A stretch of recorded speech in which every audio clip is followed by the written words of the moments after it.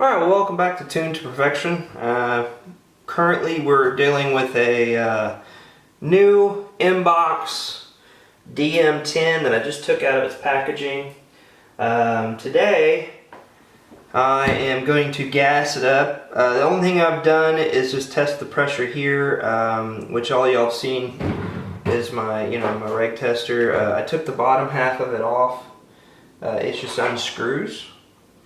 And as you can see, it has the old Hyper 3 type threads. So I just screwed it in here. It's showing 180. That's the only thing I did to make sure that the reg was good. Tighten this up and put a little bit of anti-vibration. I guess the best way is glue. What it is if you want to get yourself some, it's called VC3 by Vibratight. It's like blue Loctite, but it is a vibration material, so it's kind of like a rubber that you can peel off. If you have a play area on anything, cars, paintball, anything that's taking a lot of vibrations, and you keep noticing it gets loose, just put a little drip of this on there, let it sit for 5 minutes, and screw it in, and it will act as a barrier to help with shock and vibration. Heck, that's what it says right there. So you can do it up to 3 times before it wears out, and then you just have to reapply it. But I mean, it's a big tube, and you just need to put one little drop on it. So get yourself some of this. You can get it on Amazon. It's called Vibratight VC-3. Good stuff. The other thing I did was put a battery in it, just to make sure that it turned on. It works. Everything works. Eyes work. Everything turns on. I programmed it to the 10.2 and then set it to Millennium mode, so everything's good.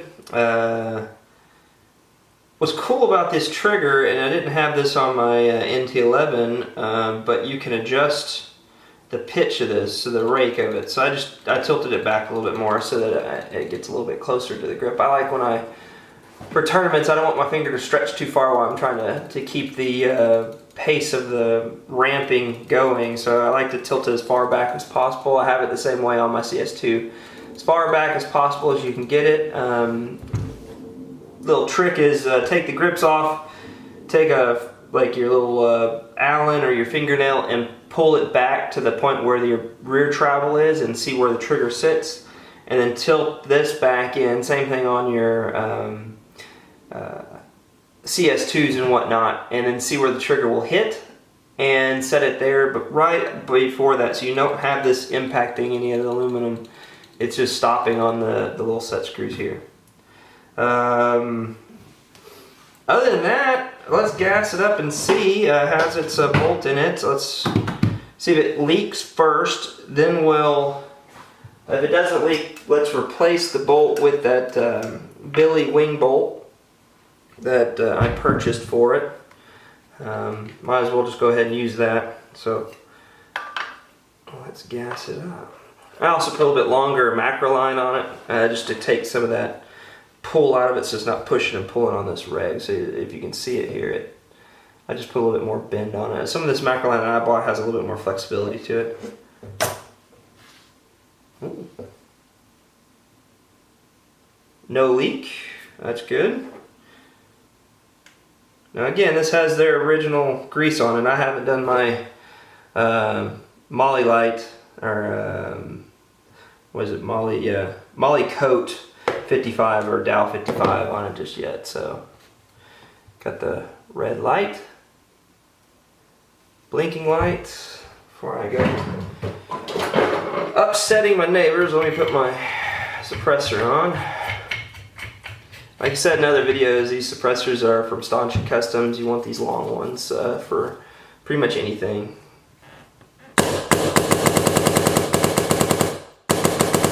Nice. Sounds good. Alright. Nice. Okay. Let's take the bolt out.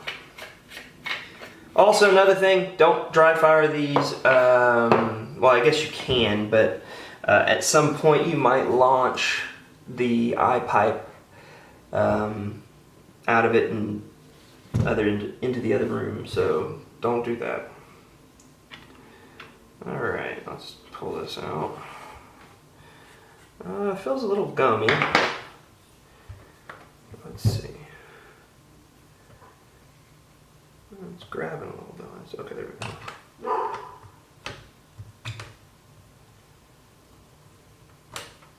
Oh wow.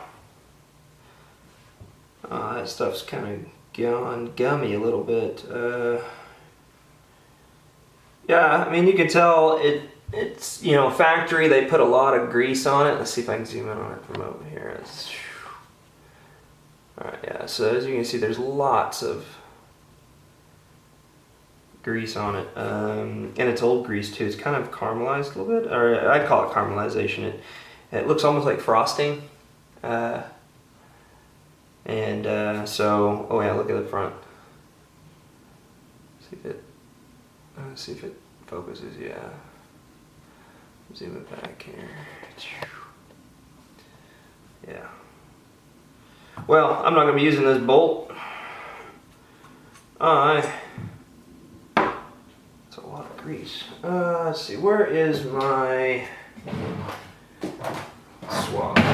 I like these old dye swabs that almost feels like solid cotton. Just kind of run it up in here real quick and turn it around, get some of that old grease out of there.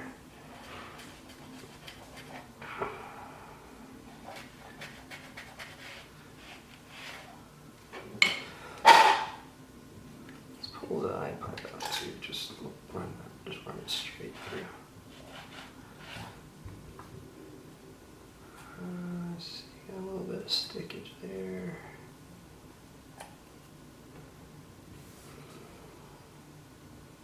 Clean that up. Everything looks good. Okay. So, sorry about that. Just checking everything while I have this out. Let's clean this up. Slide this back in. I think on my NT11 that I've been building for a few years has the brass eye pipe I was able to find at one point. Alright, so I've already popped this, and it has a little bit of grease on it. Let's just go ahead and clean it. Take this off, take this off, we'll put some new grease on it. Grab a rag. Get this all nice and clean. It's good. I mean, it should look good, it's brand new. Just been sitting in a box for a long time. You can definitely tell that they put a little bit more time, and I think polish, like they said they did, polished it and anodized it. So it's polished, anodized, you don't have any of these swirl marks that are in the metal here. Let's see what it looks like with this. Ooh, this is super greasy.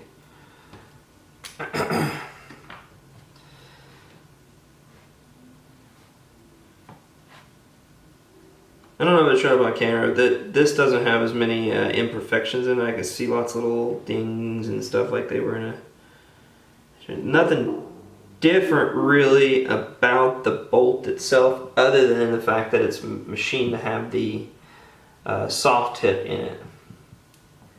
It also seems to be a hair shorter when standing next to each other. All the O-rings in the place, but the soft tip is actually further back than the stock bolt, which probably means that it sits differently in the can. Now, cans seem about right. Same thing. I don't know which one it was. But it doesn't matter. These look exactly the same.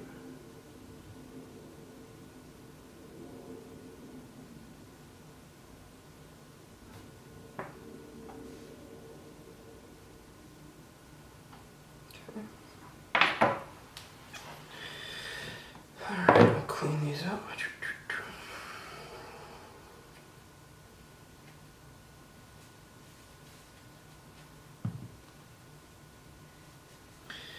And of course this one says Billy Wing on it.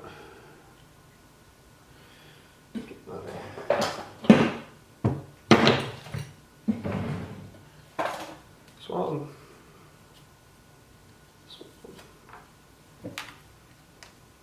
Remember, just a little bit. A lot.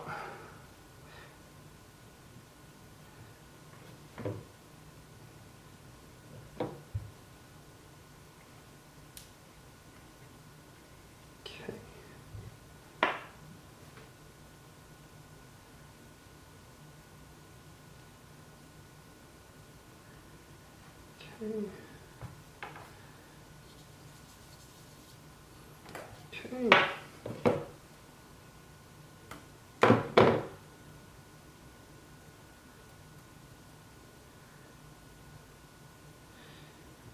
So that just make sure there's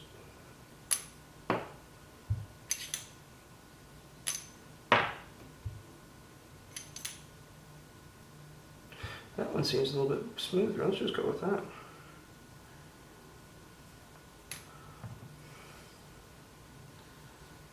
Put the grease in.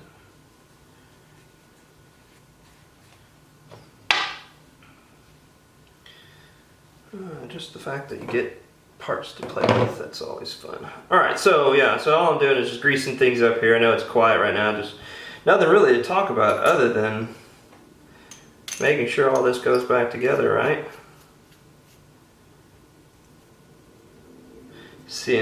Charging the system up and seeing if it's leaking. Alright, how's this look? This looks, it's in good shape. Alright. What did I do with the back? Okay. Let's put a little, just double check that. There we go. Okay. Alright, so we are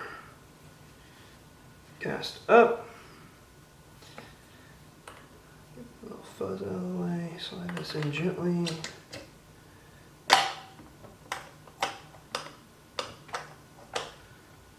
Gently, there we go. Okay. Gently slide that in.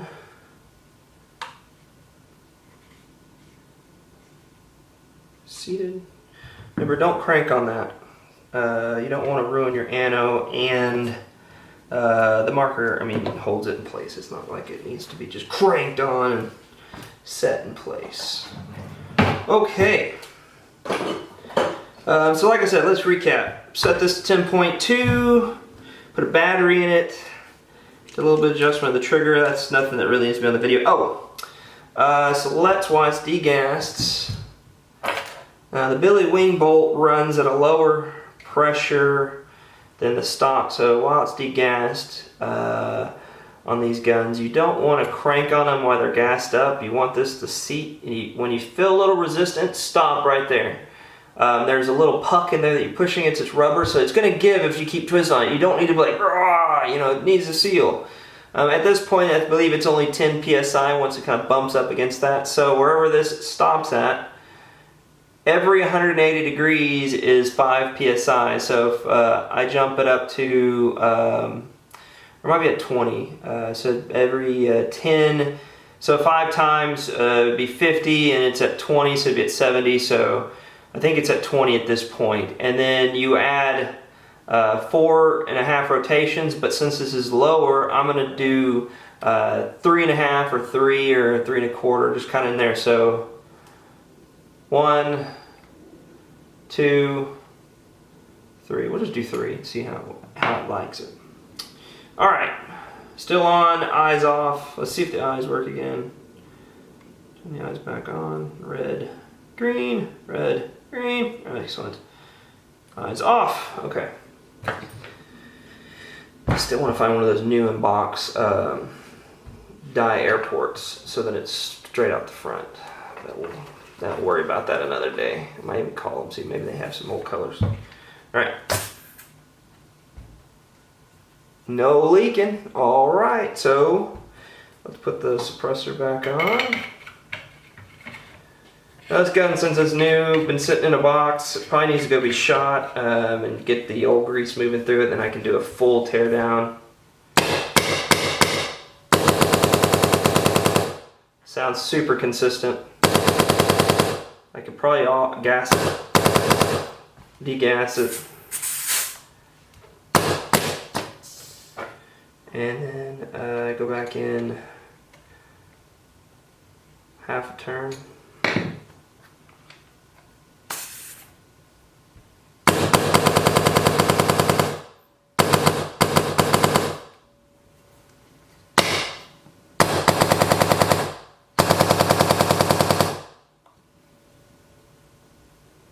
No leaks, excellent. So there you have it. It works like a charm out of the box. Main thing on these, and I've run into it with the DM4s and whatnot, these LPRs. So this is the updated one. It has a few extra little, it's easier to deal with than these DM4s. But since it's been sitting for a long time and it has urethane, it looks like they used synthetic grease. It's great because it didn't deteriorate the O-rings like if they were using an oil or whatnot. But that being said, I'm going to run it for a while. I've checked this. This seemed to be in really good condition. I couldn't get it separated because I needed to get my rubber tools out and I don't have them with me. But this seemed to be gassed up. I cycled it on the dyno that I have. It stayed consistent. 160 did not move off that number. It was pretty consistent. The only thing I did do is tighten this in so this doesn't spin as much. So I need to make sure that I'm not going to be losing pressure because this is touching in there. You know, it's a rounded face and then you've got a flat face pushing against it. So I've got this cup, I got this actually sitting like this, and I've got a flat face. So it's sitting like this so air can escape around it. But what I might do is actually remove it and then cut grooves in it. I do have straight ones, but I can also look for that 90-degree one that they came out with later on for the NTs, which actually had an angled straight one, and then get a straight here and then run it here to here. It would just show a little bit of the black underneath here because they only came in black. But you can get that 45-degree one and then run a hose, so it'd just be like whoop, straight in. So that's what I probably will do for ease of use for going forward. But since it's all original, it's kind of fun just run it that way. But other than that, I'm not hearing any leaks sitting here for a second. Nothing's leaking out the grip frame. I always listen through the feed neck. Don't pull the trigger. Just put your ear kind of about a half an inch away from it and just hear it. Listen to see if it has a quiet bubble or hiss to it. And that's all you need to listen to. I mean, you'll hear it if it's actually like gushing, but if it's just bubbling, you know you've got a little nick in the I think it's the sail ring, and it's just bypassing that smoothness to it. But actually, I could probably crank the LPR down even further, which I will do right now. Let's just play with it for a second. Someone said hi. All right, let's go in again.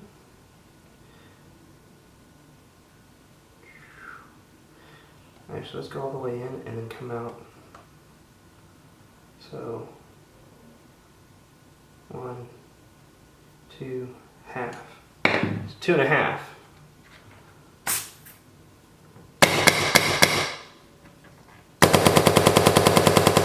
Still working.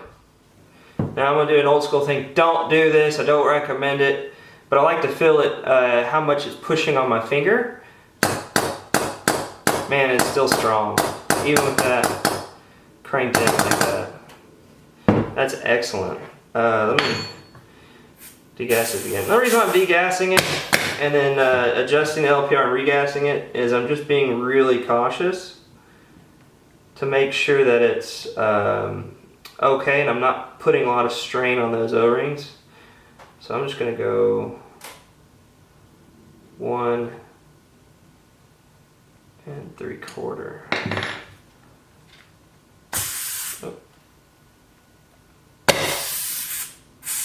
I might have to change that O-ring.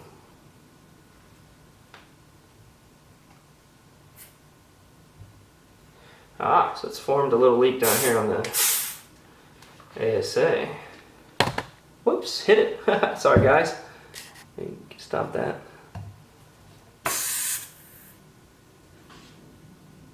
Yeah, ASA is leaking. Alright, well, that's good.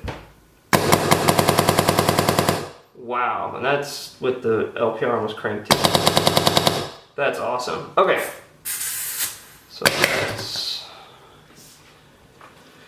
save the gas and see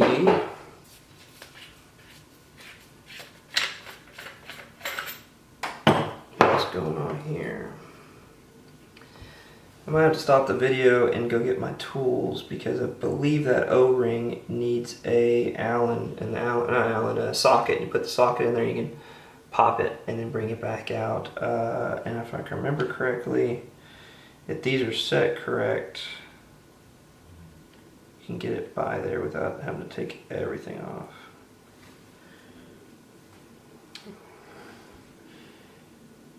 It looks like it's in there pretty good.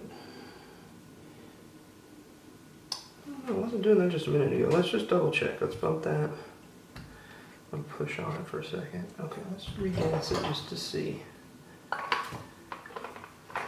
If that's the only casualty of it's sitting for a long time.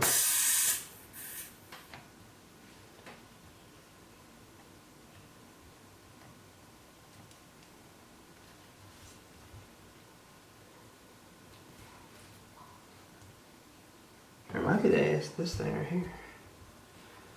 Alright, let's wait. That's the case. Happy day. Alright, let me just change that O-ring and see if it stops the leak. Like we said in another video, always keep 010s or number 10 O-rings around. And I have them in a box over here.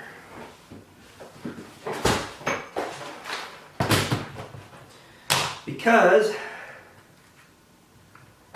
you're going to want to be able to fix your ASAs, or your macroline fittings. They're kind of annoying to fix, but if you got a demo pick, you can get it out of there.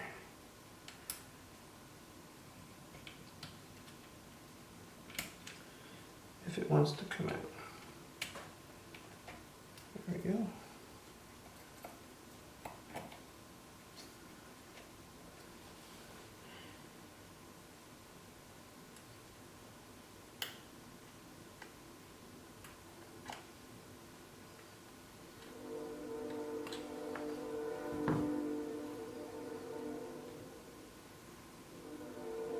Oh yeah, definitely a couple little nicks in it.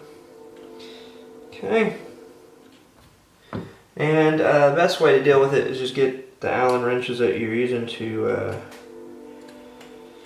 work on the gun just a little while ago. I don't like to use the pick after this because I don't want to nick it while it's in here. And the Allens are easier to pull and push on the O-ring without having to cut it. Alright, jump cut. So apparently my battery in my camera died halfway through explaining the changeover here in the macro line. I have since changed that O-ring, put the macro line back in. No more leak. But since I was charging the battery and I sat down, I said, you know what? I mean, this is a great gun, but I like to modify things and make things better. Hence, this is tuned to perfection. So here's my thought process. So I went on Amazon, I ordered the newer Dye Airport, the inline one with the macro line coming out the front with the little knob on the side. That will allow me to have the hose come this way. I also ordered the NT11's Hyper 3 Regs 45-degree angle upgrade that they came out with later in the year to change out this part. What I'm going to do is eliminate this big hose and just have the hose come out and have that nice curve to it. But I'm not going to run the rubber front on this grip. What I'm going to do is I've got some cool grip tape. And it's actually for firearms. I do a lot of firearm modifications as well and teching my own firearms. But this stuff's called GT5000. See if you can see it right there. All right, GT5000. This stuff's actually really good. Great stuff. It's not like deck tape like you see with the skateboarders and whatnot. It won't allow little particulates to get stuck into the roughness of it. It's actually kind of a real rubbery texture. It's actually smooth enough that it allows your hand to slide, but like say if you have gloves on or something, it will actually grab once you put it. So my thought is, take this rubber off, take this off, put that new 45-degree angle, and what I'll do is I'll cut some of this, and it doesn't actually, this stuff won't stick to itself very well. You actually have to make it where it'll fit about like just like that. So what I'm going to do is I'm going to measure it and cut it and then wrap it around this reg so that perfectly where the line comes in the back of it there. And do the same thing for around that 45-degree angle. And that will give me a good grip, but a thinner grip up here without this rubber piece rotating like this, which bugs the heck out of me. And then I don't have to tighten this down on that swivel because if it's not tight, this curve here actually pushes this, and you saw that in the first video. And then any other one that has this 90 to 90 here, it'll actually push it off to one side. Great for right-handers, bad for left-handers, because then my fingers are hitting it the whole time. If it's right hand, your fingers are over here, this thing's out of the way. But for me, I like to grab kind of up here. I know it'd be out of the way, but it'd still hit it, move it around and whatnot. So what we'll do is we'll set this up. I got those parts coming in. Of course, I'll update the video once I start working on it. And you can see me work on it in live time, or not live time, on the video time. I'll post it. But you saw me lower this until 1.5 turns or 1 3/4 turns, and it's still cycling. I'm going to wait to adjust it more until I'm over a chrono to really get a good idea of it. Beyond that, the Billy Wing bolt so far has been, as it said, you get to lower the pressure with it. Other than that, no other issues with the marker. Man, this is a great find. This is going to be a great shooter for the tournaments. I love this. I'm a big fan of gold. The champagne's more of a gold color with this brown. I think it seems pretty regal. And then, you know, my big peeve with how these bow out. This is actually fitting just perfectly. So, yeah, they must have figured out a better way of doing it on these newer ultralight frames. But, man, this thing so far is exceeding expectations. I can't wait to use it in some tournaments coming up. I really like this little feature we can see through here. The only drawback, I think, is there's no adjustment here for if you need to tighten things down. I think that came on later models.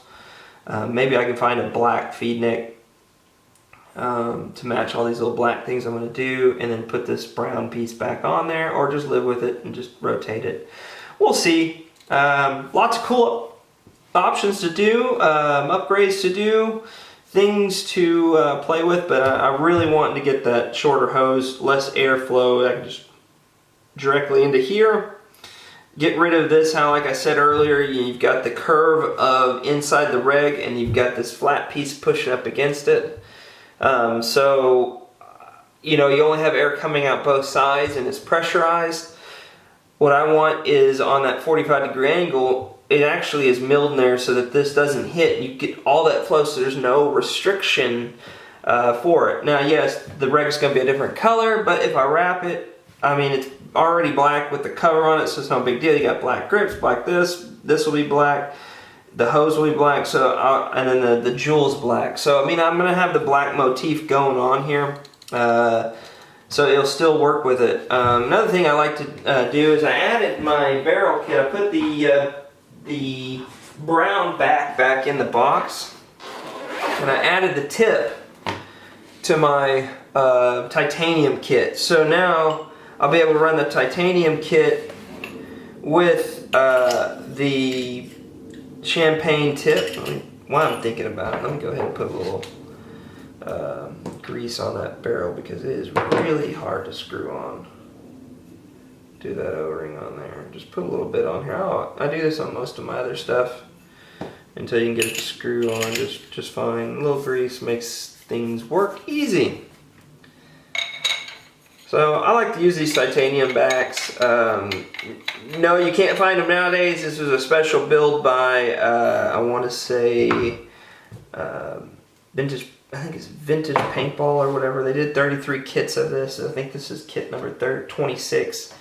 But if you can find the old dye titanium barrels, yes, paint's small nowadays, but a lot of people overbore anyway. But then you have to adjust this to get your velocity. I like these because I can adjust them down. They're 3 of the specific sizes that paint's pretty close to. But here's a cool thing. Do a search on YouTube for titanium paintball barrel, I guess sparks or lights or whatever, and you'll come up with some cool videos. Titanium, when it's used, I think the paintball is when it's cold or when it's more moist outside, the paintball will cause enough friction when it hits inside the barrel sometimes, and a darker, when you're shooting at night or early in the mornings, you'll actually see sparks come out the end of the tip. So just something to think about, to do a search on. But that's how I run it, with a little titanium front with the champagne tip, and I've got a lot longer barrel, a lot more added to the bore axis, so it gives me a little bit more of a controlled shot and a little bit more weight to the front. So I think this is how it's going to be. Get this rubber piece off and get the new on-off, so when I go on the play, I don't have to keep screwing this in. I'll put this in its box. I save it. It's not like I'm having to damage anything. This ASA, it also has a jewel on it. I don't like jewels. I feel like you keep the gun, say, for 5-6 years, and the paint gets up underneath there and it eats that, or it gets hot. And it'll eat the glue away, and if you lose it on the field and you look down the next day and all of a sudden, boom, you're lost your jewel and there's no way to get these jewels back. So I'm going to put this away in the box. That way I have all its original pieces and just have the one that you can actually buy nowadays, and then put this in the box and save it, because these rip a lot after a while. They'll start wearing themselves out and crack. So this will be in its box, this will be in its box, this will be in there with its original elbows, and we'll have new straight fittings and remove that failure point and make it a little bit more efficient. Not efficient, I think it's just when you have a shorter amount of hose, less air, shorter path for the air, it's directly into the reg, the less of a curve. Even though this is a good radius curve, you can see this is pulled back a little bit, and then I won't have to worry about having this tightened up so it doesn't rotate on me. Anyway, that was me. The last video was getting it out of its box, shipped to me, asking questions. Everybody wanted me to open it. Opened it, and now tuning it. Like I said, I did jump ahead a little bit on the tuning to show. I didn't show the trigger clicks. That's easy stuff to do. You want to set it at 18 dwell. You want it at 10.2 for current tournaments, and Millennium mode is the most relevant programming mode for the 3 trigger pulls or 4 trigger pulls, and then to your 100% ramp. Other than that, you saw me put the billy wing bolt in it, compared to the other one, which had tons of grease. You don't need that much grease, you just need to wet those O-rings, because after every couple cases you need to put new grease on it. And check the reg. I didn't show it, but I mentioned it. It was 160 on the dot. You saw how I was adjusting the LPR. You can do it while it's gassed up, but I recommend not doing it while it's gassed up. Just adjust it for these dye guns. You can do it on any other things. These things have these polyurethane and these rubber pucks in there, and it pushes up against that puck. Whereas like if you have like a 3-way up front or a LPR up front, it's a piston O-ring, kind of like this, where you can adjust it while it's gassed up. These sit up against a puck and it seals. This has a puck in it too, but I shouldn't say that. But it has a harder spring set up in it. And you could be digging into that puck and eventually it's gonna leak. So I'm gonna take the most precautions with this because it's 10 years old, and keep it as safe as possible. Beyond that, you know, that's this gun, man. I can't wait to get it out on the field and shoot it and chrono it and use it in a tournament coming up. Yeah, so, alright guys, have a good night.